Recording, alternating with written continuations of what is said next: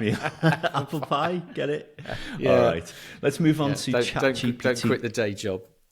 You say that every episode as well. So, ChatGPT store is open. What's that all about? It's open for business. I mean, is this their app store moment? That ChatGPT are sort of It's supposed to opening be. up an ecosystem of their own?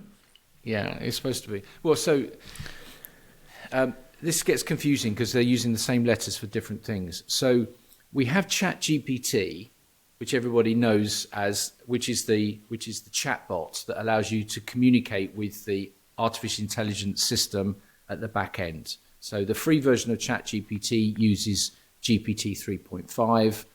The paid version of ChatGPT uses GPT 4, and there'll be a GPT 5 coming out. Okay, so it gets complicated. GPTs are the ability for you and I and anybody to create our own customized Chat GPT, so our own customized chatbot. So the AI system at the back ends are still kind of all the same, but we can customize the way that the way that they are being used for a specific purpose. So, for example, one of the GPTs that are at the top of the GPT store is for finding hiking trails. So if you wanted to create a very specialized, let's call it an app for the sake of, understanding, that was just using artificial intelligence for the purpose of creating routes for walking, hiking trails, instead of going into the sort of general purpose ChatGPT and asking the question, you can create a very customized version. So it's very specific for walkers, basically, and hikers. Yeah, and you can tailor it. So you can create an environment so that all of the questions are answered in the context of hiking. So if you and I, if our podcast was about hiking, and we had a website and we collected lots of hiking trails from our readers and our listeners, we could add those into our customized GPT, which is Shaun and Rick's walking trails, whatever we called ourselves, and then people that maybe say were followers of us could go into. We would give them access to our version of and our that's GPT. a good point. So you can also brand it.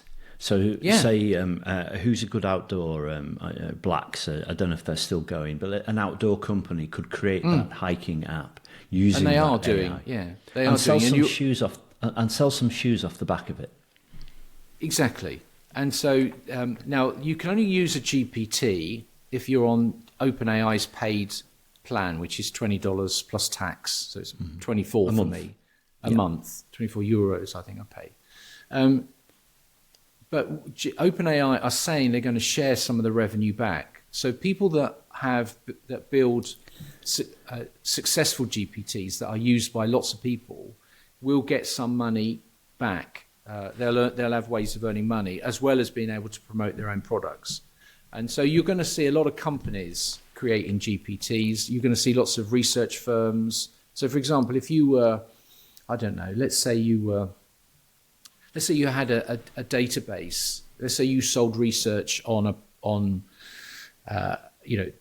technology companies in a particular segment, like say in banking or insurance. You could create a GPT that was very focused based on your own data and what was already in OpenAI's database, and then you could sell that. So that in the old days you might have sold access to a spreadsheet or a database. Now you can sell access to an AI system through a GPT that will access all of the research data, and you could make that a premium product that the higher paying members only had access to, and then you get the benefit of AI processing that data. So I think this is going to be quite big. Have you tried anything yet? I have had a look. I have to say, not really. I'm quite impressed with it all. I was looking at creating one for myself because I did some work a year ago where I built a database of 250. I remember. Brands. You still do that? No, I can't. I knocked that on the head because it was a lot of effort, and I wasn't. And with AI coming along, I thought, why would I create my own database when essentially now with AI?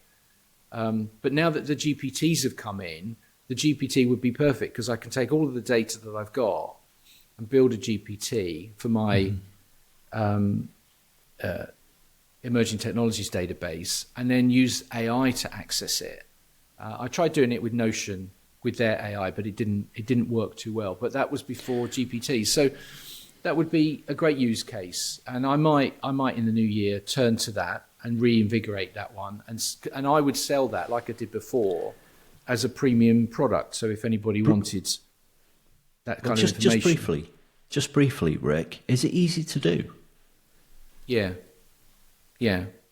I mean, you once you understand the words, the jargon, it's all. You don't need to be a developer. That's the beauty of all of this AI. It's like, drawing images. You don't, as long as you know how to create a prompt, which is an instruction, then away you go. So no, it's still easy to do. Draw me a cat wearing a big tech, a little tech baseball cap. If only we had them to sell, but we don't. Not yet. We could anyway. do. We could do, couldn't we? Come on, let's move on now.